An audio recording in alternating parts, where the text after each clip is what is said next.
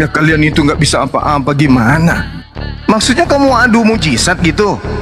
Tuhan mati dibunuh setan? Tuhan mati dibunuh penjahat? Kok besar mulut? Kalau kau katakan bahwa orang-orang yang bisa mengobati, dukun-dukun juga bisa. Zaman Rasulullah Muhammad SAW bukan zaman perdukungan, bukan zaman sihir-sihir. Nabi Musa hidup di zaman tukang sihir banyak. Nabi Isa hidup di zaman pengobatan banyak. Untuk mematahkan semua itu, Tuhan memberikan mujizat sesuai dengan keadaan masing-masing. Makanya belajar pakai otak. Anda mengatakan bahwa kenapa sih saya melihat Islam itu terbelakang dan Kristen itu maju dari segi akal? Kamu maju dari segi akal. Kenapa? Karena kau menjauhi Bible. Coba kau rangkulan sama Biblemu. Saya mau lihat. Oke. Haleluya, salam kemenangan iman. Salam jumpa kembali dengan saya dalam program Menyapa Kita dengan Renungan Firman Tuhan. Sebelum saya lanjutkan, jangan lupa like dan subscribe, memberikan komentar-komentar yang baik untuk hormat dan kemuliaan bagi nama Tuhan. Baru saja kita menyaksikan sebuah rekaman video yang singkat yang saya ambil. Nah, saudara yang terkasih, bagaimana orang-orang di luar Kristen ini berkata, Tuhanmu mati dibunuh setan, Tuhanmu mati dibunuh penjahat. Dengarkan sobat yang saya kasihi, Tuhan tidak pernah mati.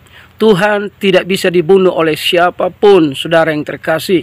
Buktinya waktu iblis mencoba Yesus di padang gurun saja pun dia tidak pernah menang, saudaraku yang dikasihi Tuhan. Namun firman Allah berkata, firman yang jadi daging itulah yang mati bagi dosa manusia.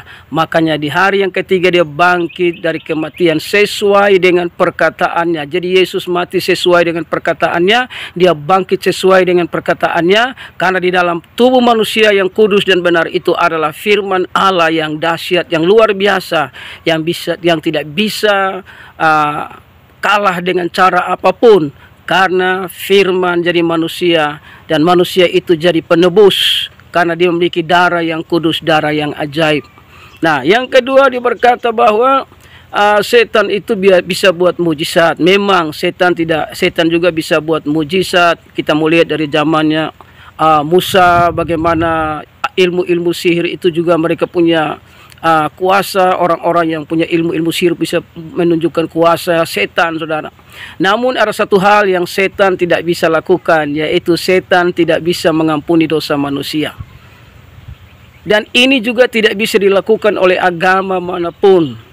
Baik setan dan agama apapun di kolong langit tidak bisa menyucikan manusia dari dosa, selain Dia yang bernama Yesus Kristus Tuhan yang bisa menyucikan manusia dari dosa. Sebab itu tidak ada yang seperti Yesus. Dia adalah Tuhan dan Juru Selamat.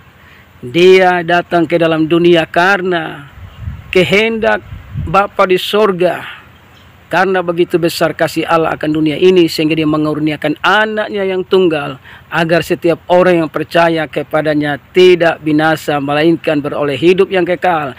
Jadi hidup yang kekal itu diberikan oleh Yesus Kristus. Sementara iblis hanya berikan manusia itu binasa, saudara. Jadi iblis bisa buat mujizat juga, tapi iblis tidak bisa membawa orang ke sorga. Karena yang bisa bawa orang ke sorga itu Dia bernama Yesus Kristus Tuhan. Dia datang dari sorga, dia kembali ke sorga. Tadinya iblis di sorga, tapi karena pemberontakannya, dia sudah dilemparkan ke dunia ini. Dia bertakhta di dunia ini. Makanya orang-orang yang melawan Yesus adalah sama dengan iblis yang bertakhta dalam dunia ini. Sehingga mereka yang melawan Yesus, yang tidak percaya Yesus sebagai Tuhan, sudah pasti menuju kepada kebinasaan bersama dengan iblis, yang sudah dipersiapkan neraka bagi iblis dan pengikut-pengikutnya. Siapa yang tidak percaya Yesus itu pasti binasa. Haleluya, salam kemenangan iman.